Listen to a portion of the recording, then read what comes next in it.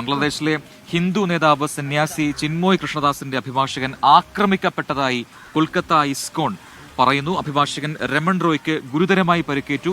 രമൺ റോയുടെ വീട് കൊള്ളയടിച്ചതായും ഇസ്കോൺ അധികൃതർ അറിയിക്കുന്നുണ്ട്. വിവരങ്ങളുമായി ബൽറാം നെടുങ്ങാടിയാണ് ഡൽഹിയിൽ നിന്ന് ചേരുന്നത്. Balram, good morning. കഴിഞ്ഞ കുറേ ദിവസങ്ങളായി ഇത്തരത്തിലുള്ള പരാതികൾ വരുന്നുണ്ട്. ഏറ്റവും പുതിയ വിവരങ്ങൾ എന്തൊക്കെയാണ്? ഇക്കാര്യത്തിൽ ഏത് തരത്തിലാണ് ഒരു ശാന്തമായ നടപടികൾ ഉണ്ടാകാൻ ഉള്ള ഒരു സാധ്യത? പ്രജിൻ, ക്രിസ്റ്റീന, ഈ സംഭവം നടക്കുന്നത് ഇന്നലെയാണ്. അതിൽ ഏറ്റവും നിർണായകം എന്നുള്ളത് ഇസ്കോൺ സന്യാസി ചിന്മോയ് കൃഷ്ണദാസിന്റെ ജാമ്യാപേക്ഷ ഇന്ന് ബംഗ്ലാദേശിലെ കോടതി പരിഗണിക്കാനിരിക്കെയാണ് ഇത്തരത്തിൽ അദ്ദേഹത്തിന് വേണ്ടി കഴിഞ്ഞ തവണ അദ്ദേഹത്തിന് വേണ്ടി ഹാജരായ അഭിഭാഷകൻ രമൺ റോയ്ക്ക് നേരെ ആക്രമണമുണ്ടാകുന്നത്. ഒരു സംഘം ആക്രമികൾ അദ്ദേഹത്തിന്റെ വീട് ആക്രമിച്ച് കൊള്ളയടിക്കുകയായിരുന്നു. ഈ ആക്രമണത്തിൽ ഈ അഭിഭാഷകൻ രമൺ റോയ്ക്ക് ഗുരുതരമായി പരിക്കേറ്റിട്ടുണ്ട്. അദ്ദേഹത്തിന്റെ തലയ്ക്കുൾപ്പെടെ പരിക്കേറ്റിട്ടുണ്ട് എന്നാണ് കൊൽക്കത്ത ഇസ്കോൺ അറിയിക്കുന്നത്. തുടർന്ന് അദ്ദേഹത്തെ ഇപ്പോൾ ആശുപത്രിയിലെ ICUയിൽ പ്രവേശിപ്പിച്ചിരിക്കുകയാണ്. അദ്ദേഹത്തിന്റെ അതീവ ഗുരുതരമായ ആരോഗ്യനില തുടരുന്നു എന്നും ഈ ഇസ്കോൺ കൊൽക്കത്ത വ്യക്തമാക്കുന്നുണ്ട്.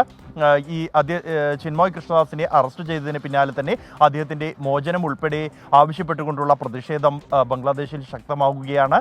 ഒപ്പം തന്നെ ഇന്ത്യ അദ്ദേഹത്തിന്റെ സുരക്ഷ ഉറപ്പാക്കണമെന്നും സുതാര്യമായ നിയമ നടപടികൾ വേണം എന്നും ആവശ്യപ്പെട്ടിട്ടുണ്ട്. വിവിധ രാഷ്ട്രീയ പാർട്ടികൾ ഈ ആവശ്യം മുന്നോട്ട് വെച്ചിട്ടുണ്ട്. കൊൽക്കത്തയിലടക്കം പ്രതിഷേധങ്ങൾ നടന്നു വരുന്നുണ്ട്.